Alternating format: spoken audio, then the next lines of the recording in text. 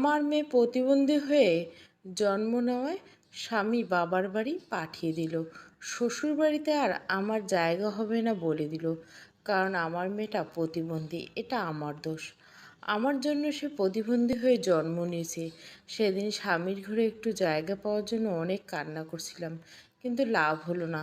স্বামীর এক কথা, এই প্রতিবন্ধী মেয়ের বোঝা সে টানতে পারবে না। অতঃপর আমাকে তালাক দিয়ে দিল। অসুস্থ মেয়েটাকে নিয়ে বাবার বাড়িতে জায়গা হলো। তবে 2 মাসের মধ্যে আমি আর আমার মেয়ে ভাবির চোখে বিষ হয়ে গেলাম। তারা আমাদের বোঝা ভাবতে শুরু করলেন। তাদের ঘরে জায়গা হবে না বুঝতে পেরে তাদের হাতে পায়ে ধরলাম। ভাইয়ের হাত ধরে অনুরোধ করে বলেছিলাম, ভাই, আমি আমার অসুস্থ মেয়েকে নিয়ে কোথায় যাব? আমার তো যাওয়ার জায়গা নেই। তুই জায়গা না দিলে কোথায় থাকবো?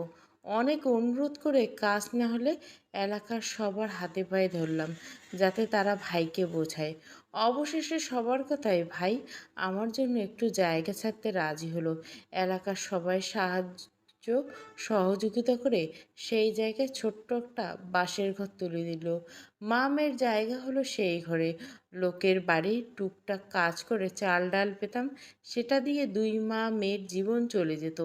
আমার মেয়ের সমস্যা হলো, সে হাত পা হালকা নাড়াতে পারলেও তা দিয়ে কোনো কাজ করতে পারতো না। উঠে দাঁড়াতে পারতো না, হাত দিয়ে কিছু ধরতে পারতো না, কথাও বলতে পারতো না। এত বছরে জীবনে শুধু একটাই শব্দ বলতে পারছিল, আম্মু। এই শব্দটা আজও আমার কানে বাজে। সারা দুনিয়ার মেয়েটাকে বোঝা ভাবলেও আমি ভাবতে পারিনি আমি যে মা।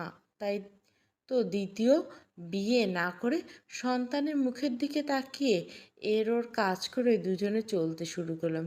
ধীরে ধীরে সময় কেটে যায়। টাকার অভাবে জীবনে মেয়েটাকে ডাক্তার দেখাতে পারিনি। তাকে বিছানায় ফেলে রেখে এখানে ওখানে কাজে চলে যেতাম। সে বিছানায় পড়ে থাকতো, সেখানে সারাদিন প্রস্রাব পায়খানা করতো। সে সবের মাঝেই পড়ে থাকতো। আমি বাসায় ফিরলে সব পরিষ্কার করে দিতাম। তার আগে তাকে ওভাবেই থাকতে হতো। তাকে পরিষ্কার করা তো দূর, এতটা সময় ধরে ঘরে থাকায় যে তার ক্ষুধা লাগতো, সেই ক্ষুধার যন্ত্রণা দেখার কেউ ছিল না। ভাইয়ের ঘরের পাশেই যেহেতু ঘর, তাই ভাবির কাছে মাঝে সাঝে বলতাম তাকে দুমুঠো ভাত দিতে, কিন্তু তারা দিত না। আসলে সব মাখিয়ে ফেলায় সে দুর্গন্ধ বের হতো, তাই ঘৃণায় তারা কাছে যেত না। তবে আমি ফিরলে বলতো খাবার দিছে। আমি সব বুঝেও না বোঝার মতো থাকতাম। আমার মেয়েটা নিজের দুঃখ বোঝাতে না পারলেও তার মুখের দিকে তাকিয়ে আমি তার ক্ষুধার যন্ত্রণা ঠিকই অনুভব করতে পারতাম। এভাবে 10 বছর কেটে যায়। যে মেয়ের জন্য এত লড়াই, এত পরিশ্রম, এত কষ্ট করা, সেই মেয়ে আমাকে ছেড়ে চলে গেল। সবাইকে মুক্তি দিয়ে চলে গেলেও মেয়েটার এই অবস্থার জন্য আমার ঘরের পাশ দিয়েও কেউ যেতে চাইতো না, তাদের ঘৃণা হতো। অথচ আজ আমার সেই ঘরে এত মানুষের আনাগোনা। বেঁচে থাকতে আমার যেই মেয়েকে কেউ চোখের দেখা দেখতে আসেনি, আজ মরে যাওয়ার শেষ বিদায় দিতে আসলো। এসব দুঃখের কথা বলে আহাজারি করে কান্নায় ভেঙে পড়ছেন সুফিয়া বেগম। মেয়ের মৃত্যু শোক মেনে নিতে না পেরে হাউমাউ করে কান্না করছেন, সেই সঙ্গে অতীতের সব কষ্টের কথা বলেছেন। তার কথা শুনে ইতিমধ্যে অনেকের চোখ ভিজে এসেছে। কেউ কেউ আবার বলছে বাঁচা গেল। মেয়েটার এই অবস্থায় নিজেও কষ্ট পাচ্ছিল, মায়েরও কষ্ট হচ্ছিল। মারা যায় অন্তত দুজনার কষ্টটা দূর হলো। আল্লাহ যা করেন ভালোর জন্য করেন। এটা শুনে অনেকে সম্মতি জানায়, তবে মায়ের মন কি আর তা শুনে? মা তো মা হয়। সন্তান যেমনই হোক, তার কাছে তার সন্তান ছিল। একজন সুস্থ সন্তানকে হারালে মায়ের যেমন বুক পোড়ে, তেমনি অসুস্থ সন্তানের জন্য বুক পোড়ে। এসব বুঝে সবাই তাদের থামিয়ে দেয়। যা হওয়ার হয়েছে, এখন এসব নিয়ে কথা বলে মায়ের মনে আর কষ্ট না দিক। তাদের এসব কথোপকথনে মন দিয়ে শুনল মেঘা। তবে তার চোখে অন্য কিছু ভাসছে। মৃত শিউলির মুখের প্রতিচ্ছবি তার চোখে ভাসছে। তার মুখের উপর কেমন একটা দাগ ছিল, মনে হচ্ছিল বেশ খানিকক্ষণ সময় মুখ চেপে ধরা হয়েছে। সেই দাগটার জন্য মেঘার মনে সন্দেহ জন্ম নেয়। তার মনে হয় শিউলির এই মৃত্যু স্বাভাবিক নয়। তবে সবাই এটাকে স্বাভাবিকভাবেই নেয়। মেয়েটা অসুস্থ ছিল, মারা গিয়েছে, এখানে কোনো প্রশ্নই আসতে পারে না। তবে মেঘা এটাকে স্বাভাবিকভাবে মেনে নিতে পারছে না। তার ভাবনার মাঝে শিউলির মৃতদেহ গোসল করার জন্য নেওয়ার কথা। এই সময় একজন বলে ওঠে, গোসল করাবে কে? আমি। আগ বাড়িয়ে কথাটি বলে শিউলির মামি অর্থাৎ সুফিয়া বেগমের ভাবি। মেঘা অবাক চোখে তার দিকে তাকায়। একটু আগে সুফিয়া আহাজারি করে বলছিল দুর্গন্ধ সহ্য হতো না বলে তার ভাবি অর্থাৎ শিউলির মামি তার দিয়ে যাওয়া খাবারটা অবধি শিউলিকে দিত না। সেই খাবার হাঁস মুরগিকে দিয়ে বলতো শিউলিকে দিয়েছে। সেই মানুষটা নিজ থেকে মেয়েটার গোসলের দায়িত্ব নেয়। যদি সঙ্গে আর একজন থাকবে, তবে এই বিষয়টা মেঘের কাছে স্বাভাবিক লাগলো না। তার সন্দেহ হয়, তার মনে হয় এখানে কিছুটা রয়েছে যেটা কেউ দেখতে পাচ্ছে না। শিউলিকে গোসল করানোর জন্য নিয়ে যাওয়া হয়। সুফিয়া তার পিছনে যেতে নিলে অন্যরা ধরে। সুফিয়া বলে, আমার সোনার থেকে আমাকে দূরে করো না, আমাকে একটু তার কাছে যেতে দাও, আমি যত্ন নিয়ে তারা একটু গোসল করিয়ে দেই। তোমার অবস্থা ভালো না আপা, তুমি পারবে না ওর গোসল সঠিকভাবে করাতে।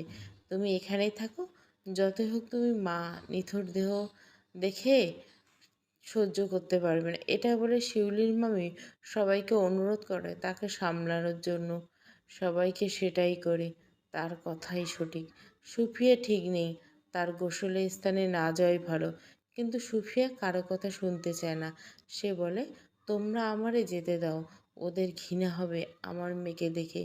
ওরা আমার মতো যত্ন নিয়ে আমার মেয়েকে গোসল করাতে পারবে না গো, ওদের নাকে গন্ধ লাগবে। কথাগুলো বলে সে গলা ফাটিয়ে চিৎকার দিয়ে ওঠে। আশেপাশের সবাই তাকে সামলানোর চেষ্টা করে।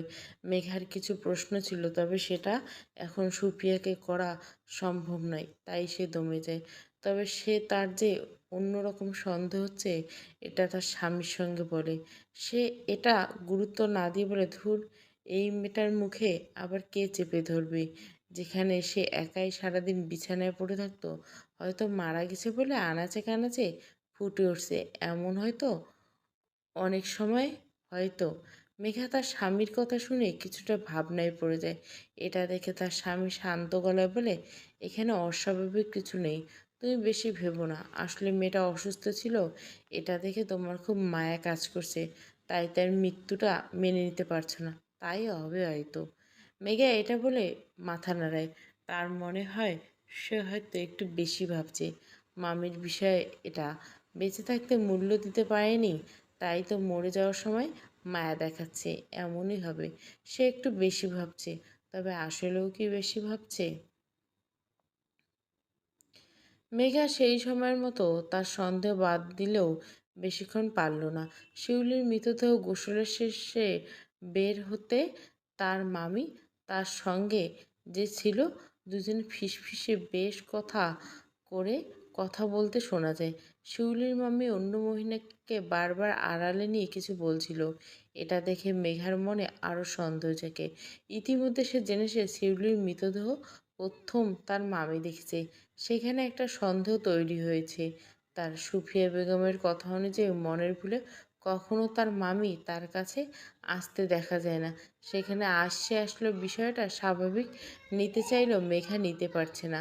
তার কাছে বিষয়টা অস্বাভাবিক লাগছে। সেই সঙ্গে এখন এই মহিলার সঙ্গে এত গোপন কথা বলা দেখে আরও সন্দেহ হচ্ছে। নিজের সন্দেহ দমন করাতে না পেরে মেঘা সেই মহিলার কাছে যায় যে গোসলের সময় শিউলির মামির সঙ্গে ছিল। মেঘা তার কাছে গিয়ে বলে, শিউলির মৃত্যু আপনার কাছে স্বাভাবিক মনে হয়েছে। মহিলা কথাটা শুনে ভয় পেয়ে যায়। সে ভয় মিশ্রিত চোখে মেঘার দিকে তাকায়। মেঘা তার ভয় দেখে শান্ত গলায় বলে, গোসল করাতে গিয়ে আপনি অস্বাভাবিক কিছু দেখেছেন, কি হয়েছে আমাকে বলুন। না, তেমন কিছু নয়। তুমি এসব জিজ্ঞাসা করছো কেন? তুমি পাশের বাড়ি পলাশের বউ না? মেঘা তার কথায় মাথা নাড়ে। মহিলা নিজেকে সামলে বলে, স্বাভাবিক অস্বাভাবিকের কথা আসছে কেন? তুমি এসব কেন বলছো? আমি আপনাকে এবং শিউলির মামিকে কথা শুনে নিয়েছি, তাই আপনার জন্য ভালো হবে কথাগুলো না লুকিয়ে বলে দেওয়া। মেঘা তাদের কোনো কথাই শোনেনি। তবে সে একটু আন্দাজে ঢিল মারার মতো কাজ করলো, আর এতেই কাজ হয়ে যায়। গ্রামের সহজ সরল মানুষ হয়ে ঝামেলা নিতে চায়নি মহিলা। তাই তো এক বাক্যে বলে দেয়, আমি কিছু জানি না, আমি শুধু মেয়েটার গায়ে এটা পেয়েছি, এখানে আমার কি দোষ? ওটা? মেঘা শান্ত চোখে তাকিয়ে প্রশ্ন করতে মহিলা বলে, তুমি তো শুনলেই ওর গোপন জায়গায় পুরুষের পাওয়া গেছে। কি? মেঘা চমকে ওঠে। সে মহিলাকে ভালোভাবে জিজ্ঞাসা করতে সে সব বলে দেয়। শিউলির শরীরে অনেক আঁচড়ের দাগ ছিল, আর গোপন স্থানে ওসব। এসব দেখে সে শিউলির মামিকে দেখাতে সে সব গোপন করতে বলে। তার কথা, এটা তাদের মেয়ে, তাদের জানাজানি হলে গ্রামের বদনাম হবে। সুফিয়া গ্রামে টিকতে পারবে না, মান সম্মান যাবে তাদের। মেয়েটা বেঁচে থাকতে তাদের দুঃখের শেষ ছিল না, এখন আর দুঃখ বাড়াতে চায় না তারা। এটা শুনে মেঘা পুরো হতভম্ব হয়ে যায়। শুধুমাত্র মান সম্মানের ভয়ে তারা এত বড় ঘটনা লুকিয়ে যাচ্ছে। মেঘা মহিলাকে খুব কথা শোনায়, অতঃপর বলে শিউলির জানাজা শুরু হওয়ার আগে সবাইকে সব বলে দেয়, নয়তো পুলিশ এসে কিন্তু আপনাকে ধরবে। সে এত বড় ঘটনা লুকিয়েছে, মেয়েকে গোসল করিয়ে সব প্রমাণ মিটেছে। এসব কথার ভয়ে পেয়ে মহিলা সত্যি সব বলে দেয়। অন্যদিকে মেঘা আড়ালে গিয়ে পুলিশকে ফোন করে। মহিলা এসব কথা বললে শিউলির মামি সব অস্বীকার করে। সে বলে, মেয়েটা বেঁচে থাকতে তো তোমরা শান্তি দিলে না, এখন মরার পর কেচ্ছা বের করছো। এখানে শিউলির মামির সঙ্গে ঝগড়া বেঁধে যায় মহিলার। এসব নিয়ে বেশ খানিকটা তর্ক বিতর্ক চলে। সুফিয়া এসব তো শুনে হতবাক হয়ে যায়। এই বিষয়টা জানাজানি হওয়ার পর সবার চাপেই মাঝে গুঞ্জন শুরু হয়। এখন করণীয় কি সেই নিয়ে কথাবার্তা চলে। এই সময়ের মাঝে পুলিশ চলে আসে। পুলিশ দেখে তো সবাই অবাক হয়ে যায়। পুলিশকে কে ডেকেছে সেই প্রশ্ন উঠতে পুলিশ তাদের থামিয়ে দেয়। মেঘা তাদের পরিচয় দেয়নি, সেই সঙ্গে তার প্রসঙ্গ না তুলে বিশেষভাবে অনুরোধ জানিয়েছে, সে এই এলাকার বউ, সে এসব করেছে, তার সংসারে অনেক সমস্যা হবে। তাই পুলিশ সেসব বিষয়ে এড়িয়ে গিয়ে শিউলির মৃতদেহ ময়নাতদন্তের জন্য নিয়ে যাওয়ার কথা বলে। এসবে অবশ্য অনেকে দ্বিমত পোষণ করে। সুফিয়াকে এসব আটকাতে বলে। কেউ কেউ আবার বলে, সত্যি যদি মেয়েটার সঙ্গে খারাপ কিছু হয়ে থাকে তাহলে সেটা খুঁজে বের করা উচিত। এখন সুফিয়ার মনেও প্রশ্ন জাগে, তার মেয়েটা অসুস্থ হতে পারে, তাই বলে অন্যায় হলে তার বিচার হবে না? এখানে অবশ্যই তার ভাই ভাবি অর্থাৎ শিউলির মা মামি তাকে বারণ করেছিল পুলিশি ঝামেলায় না জড়াতে। তবে সুফিয়া সেই কথা শুনেনি। সে পুলিশকে মৃতদেহ নিয়ে যেতে বলে। এটা শুনে শিউলির মামা মামি রেগে যায়। মামার চেয়ে মামি বেশি রেগে যায়। মেঘা সবটা দেখে। তবে সে খুশি হয়ে সুফিয়াকে অনুমতি দেওয়ায়। সেই সঙ্গে তার মনে মামির আচরণে অনেক প্রশ্ন তৈরি হয়। মামি প্রথম থেকে এই বিষয়টা ধামাচাপা দিতে চেয়েছিল। দুজন পুলিশ ঘটনাস্থলে থাকে, বাকিরা মৃতদেহ গাড়ি করে নিয়ে যায় ময়নাতদন্ত করার জন্য। আর যে দুজন থাকে সে সবাইকে জিজ্ঞাসাবাদ করে। সে মামিকে উদ্দেশ্য করে বলে, আপনি যখন দেখলেন তার গায়ে অত্যাচারের চিহ্ন রয়েছে তখন সবাইকে না জানিয়ে তাকে গোসল করালেন কেন? মামি এসব কথায় একটাই জবাব দেয়, মান সম্মান। তবে হ্যাঁ, এখন মামি আর অস্বীকার করতে পারছিল না ওই মহিলার কথা মিথ্যে ছিল। যেহেতু পুলিশ এসে গেছে, এখন অস্বীকার করলে ঝামেলা করবে, তাই সে স্বীকার করে নেয়। তার কথা, মেয়েটা অসুস্থ ছিল, মারা গেছে।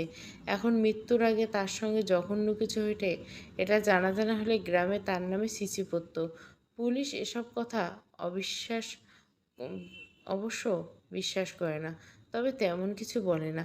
তারা সুপিয়ার কাছে ঘটনা জানতে চায়, অর্থাৎ সে কখন জানলো মেয়ে মারা গেছে, কে প্রথম দেখেছে লাশ। সুপ্রিয়া সব কিছুর জবাব দেয়। সে বলে, স্যার, আমার মেয়েটা অসুস্থ ছিল, এটা তার অপরাধ নেই। তবুও যদি কেউ তার অসুস্থতার সুযোগ নিয়ে তাকে অপরাধী করে মেরে ফেলে, তাহলে আপনারা তারে কঠিন শাস্তি দিন, খুব কঠিন শাস্তি দিন অবশ্যই। পুলিশ যখন ময়নাতদন্ত করেছিল সেই সময় মেঘা ব্যস্ত হয়ে পড়ে আসল রহস্য সন্ধানে। সে তার মস্তিষ্কে থাকা সব প্রশ্নগুলো একত্রিত করে। অতঃপর সে একটি জবাব পেয়ে যায়। সে খুব কৌশলে পুলিশ অফিসারের পাশে গিয়ে তাকে আস্তে করে বলে, স্যার, আমি ফোন দিয়েছিলাম, আমি আসলে আসল সত্য জানতে পেরেছি, আমি জানাতে চাই। অন্যরা সে দেখে মেঘা একটু দূরে সরে যায়। পুলিশ অফিসার তার বিষয়টা বুঝতে পেরে সে সবাইকে আলাদা আলাদা একটা ঘরে জিজ্ঞাসাবাদ করার সিদ্ধান্ত নেয়। সেই অনুযায়ী প্রথমে শিউলির পরিবারের যারা ছিল তার মা, মামা, মামি এমন কাছের মানুষ আগে জিজ্ঞাসা করে, অতঃপর পাড়া প্রতিবেশী। এক ফাঁকে সে মেঘাকে ডাকে। তার কথা এখানে সবার কথা জানতে হবে, শুনতে হবে। অতঃপর তার সঙ্গে আলাদা করে কথা বলার সুযোগ হলে মেঘা বলে শিউলির মাম্মি শুরুর থেকে সবটা লুকোনোর চেষ্টা করছে। সেই সঙ্গে সে প্রথম শিউলির মৃতদেহ লিখেছে। সেখান থেকে আমার মনে একটা প্রশ্ন জাগে, সে এসব কেন করেছে? কেন করেছে? পুলিশ অফিসারের প্রশ্নটি করতে মেঘা তার জবাব দেয়। মেঘার সমস্ত কথা শুনে পুলিশ অফিসার বলে, আমি তদন্ত করছি, ময়না তদন্তের রিপোর্ট হাতে আসুক সবটা দেখছি। মেঘা মাথা নাড়ায়। সে বের হতে পুলিশ অফিসার আরও কিছু মানুষকে ডেকে জিজ্ঞাসা করে বাদ করে। দুদিন কেটে যায়। শিউলিকে শ্বাসরোধ করে মারা হয়েছে, সেই সঙ্গে মৃত্যুর আগে তার সঙ্গে জোর জবরদস্তি করা হয়েছে, এমনটা পাওয়া যায় ময়নাতদন্তের রিপোর্ট। সব কিছু মিলিয়ে পুলিশের প্রথম সন্দেহ আসে মামির দিকে। তবে মামি তো মহিলা, সে তো তার সঙ্গে খারাপ কিছু করতে পারে না। এখানে সন্দেহের তীর গিয়ে পড়ে তার 16 বছরের ছেলে হৃদয়ের দিকে, যাকে ইতিমধ্যে তার বাবা মা তার নানা বাড়ি পাঠিয়ে দিয়েছিল। পুলিশ যেখান থেকে তাকে ধরে এনে মা ছেলেকে নিয়ে জিজ্ঞাসাবাদ করতে সব সত্যি সামনে চলে এসে হৃদয় ছোট বয়সে বিগড়ে গেছে। এই বয়সে হাতে একটা মোবাইল ফোন ধরিয়ে দিয়েছে বাবা মা। সেই মোবাইলে সে খারাপ ভিডিও দেখায় আসক্ত হয়ে গেছিল। সে আসক্ত তাকে দিয়ে এত বড় জঘন্য অপরাধ করেছে। ঘটনার দিন দুপুরবেলা ঘরে বসে হৃদয় খারাপ ভিডিও দেখছিল। তার মাথায় তখন নোংরা বাসনা জাগ্রত হয়। সেই বাসনা পূরণ করার জন্য কাউকে পাচ্ছিল না। এমন তার সঙ্গে সব সময় হয়। গত 7 দিন ধরে সে শিউলিকে নজরে লাগছিল। মোবাইলে খারাপ ভিডিও দেখে তার মাথায় শুধু মেয়ে মানুষই ঘুরে। তার সেই নোংরা কামনার বলিহাই শিউলি। সে 7 দিন শিউলির উপর নজর রেখে অবশেষে ঘটনার দিন আশেপাশে কাউকে না পেয়ে দরজা খুলে তার ঘরে ঢুকে। হৃদয়ের মস্তিষ্ক অনেক আগেই বিকৃত হয়ে গিয়েছিল। তাই তো শিউলির বয়স, তার অসুস্থতা কিছুই বাধা হয়ে দাঁড়ালো না তার সামনে। নিজের নোংরা বাসনা ওই অবুঝ নিষ্পাপ অসুস্থ মেয়েটার উপর মেটায় হৃদয়। যেখানে বাধা দেওয়া, মুখ দিয়ে শব্দ করার কেউ শুনতে পেলে ঝামেলা হবে বুঝে তার মুখটা শক্ত করে চেপে ধরে। এতটাই শক্ত করে যে মেয়েটা ধীরে ধীরে মৃত্যুর কোলে ঢলে পড়ে। কয়েক মুহূর্তের ব্যবধানে মেয়েটার ছটপটানি বন্ধ হয়। সেই সময় হৃদয় বুঝেনি মেয়েটা আর নেই, বরং সে খুশি হয়ে মেয়েটাকে চুপ করাতে পেরে। অতঃপর তার নোংরা বাসনা পূর্ণ করে। নিজের বাসনা পূর্ণ করার পর সে যখন শিউলিকে ডাকে তখন শিউলি সাড়া দেয় না। শিউলি জ্ঞান হারিয়েছে ভেবে তার মুখে পানির ছিটা দেয়, তাও তার চোখ খুলে না। ইতিমধ্যে সে লক্ষ্য করে বিছানায় রক্তে লাল হয়ে গেছে। এবার হৃদয় ভয় পেয়ে যায়। সে ভয় পেয়ে তার মাকে নিয়ে গিয়ে ডেকে আনে। তার মা এসব দেখে পুরো হতভম্ব। প্রথমে ছেলেকে দুটো থাপ্পড় বসিয়ে দেয়। এর বেশি কিছু পারে না। নিজের ছেলে তো, ছেলেটাও ভুল করেছে বলে বারবার ক্ষমা চায়, তাকে বাঁচানোর আকুতি জানায়। তাই মাতৃহৃদয় হেরে যায়। সে তাকে বাঁচানোর জন্য নিজেই শিউলির সমস্ত রক্ত পরিষ্কার করে। যেই নোংরা মেয়ের পাশ সে ঘেঁষত না সে, সেই মেয়েকে সে পরিষ্কার করে মাটিতে চাদর পেতে শুইয়ে দেয়। এটাকে স্বাভাবিক মৃত্যু হিসেবে চালিয়ে দিতে হবে। একথা সব কথা শুনে পুলিশ এসে জানায়, উত্তম মাধ্যম দেওয়ার পর মা ছেলে সব স্বীকার করে নেয়। সব শুনে বেশি ভেঙে পড়ে সুপ্রিয়া। সে শান্ত চোখে তার ভাইয়ের দিকে তাকায়। তার ভাই এসব জানতো না। তার ছেলেকে যখন নানাবাড়ি পাঠানো হয় তখনও সে এসব কিছুই জানে না। সে নিজেই এসব শুনে বাকরুদ্ধ হয়ে গেছে। পুলিশ যাবার আগে অবশ্য এবার মেঘার নাম বলে যায়। সে বলে, আমরা এই কেসটা সমাধান করতে পারতাম, উম, তবে এত দ্রুত না। এত দ্রুত হয়েছে একমাত্র মেঘার জন্য। তারই এসব সন্দেহ হয়েছে। সেদিন ঘটনাস্থলে একবারের জন্য হৃদয়কে না দেখে তার মাকে এভাবে কেসটা ধামাচাপা দিতে দেখে সেই হৃদয়ের উপর সন্দেহ করছিল। তার সন্দেহটা মেনে আমরা সরাসরি তাকে ধরি, এতেই সব শক্তি প্রকাশ পায়। এখানে পুলিশ মেঘার অনেক প্রশংসা করে। এটা শুনে তার স্বামী এবং শ্বশুরবাড়ির লোকজন খুশি হয়। তারা আর রাগ করে না। যদিও এই কথা আগে জানলে তারা ভীষণ রাগ করত। বাড়ির বউয়ের এত বাড়াবাড়ি কেউ মানত না, এলাকার মানুষ ভালো চোখে দেখতো না। কিন্তু এখন যেহেতু সব সত্যি তার ভাবনা অনুযায়ী হয়েছে, তাই সবাই মেনে নিছে। সেই সঙ্গে পুলিশ অফিসার সে তার বুদ্ধির প্রশংসা করেছে। মেঘার জন্য এটা ভালো হলো না সুপ্রিয়ার জন্য। নিজের মেয়ের এত যন্ত্রণাদায়ক মৃত্যু তা আপন মানুষের হাতে কীভাবেই বা মানবে সে। যদিও হৃদয় এবং তার মায়ের শাস্তি হবে, তাতে কি আর মায়ের মন শান্ত হবে? সুপ্রিয়া এটা ভেবে ভেঙে পড়ে। সে দিনের বেলায় মেয়েটা অসুস্থ, তার দিকে কেউ নজর দিবে না, এটা ভেবে দরজা চাপিয়ে রেখে চলে যেত সে কাজে। কখনো তালা দেওয়ার কথা কল্পনা করেনি, কারণ এই সমাজ তো তাকে বুঝিয়েছে তার মেয়ে অসুস্থ, তাকে ঘৃণা করা যায়, তার কাছে ঘেঁষা যায় না। তার মতো মানুষ সবার ঘৃণার থাকে, কারো কামনার নয়। কিন্তু দিন শেষে সবাই এটা ভুলে গেছিল শিউলি মেয়ে মানুষ। এই জগতে যে নারী হয়ে জন্ম নেওয়াটাই মুখ্য। সে সুস্থ নাকি অসুস্থ, সে বাচ্চা নাকি বড়, এটা দেখার সময় নেই। সে নারী, সে কামনার বস্তু, এটাই মুখ্য। তাই তো শিউলির মতো অসুস্থ বাচ্চা এই সুস্থ সমাজের মানুষের নোংরা বাসনা থেকে মুক্তি পেল না। সুফি এখন শুধু আফসোস করে বলে, আমার মেয়েটা অনেক যন্ত্রণা পেয়ে মরেছে। ওর একটা যন্ত্রণার প্রাপ্য ছিল না।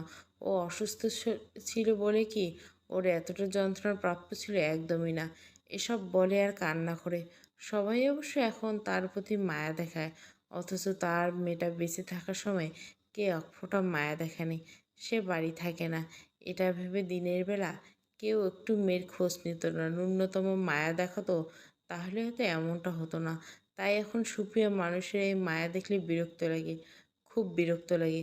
মায়ের মন যে সন্তানের সুখে সুখী, সন্তানের দুঃখে দুঃখী, আর এই দুঃখ নিয়ে তাকে আরও কয়েকটা বছর পাড়ি দিতে হবে। দিন শেষে সময় এগিয়ে যাবে, সবাই শিউলির মৃত্যুর কথা ভুলে যাবে। সে বলতে সে কেউ ছিল, সেটাই কেউ মনে রাখবে না। শুধুমাত্র তার মাকে তার স্মৃতি বয়ে বেড়াতে হবে, সারা জীবন বয়ে বেড়াতে হবে। নারী জনম। ভালো লাগলে অবশ্যই লাইক, শেয়ার এবং সাবস্ক্রাইব করবেন।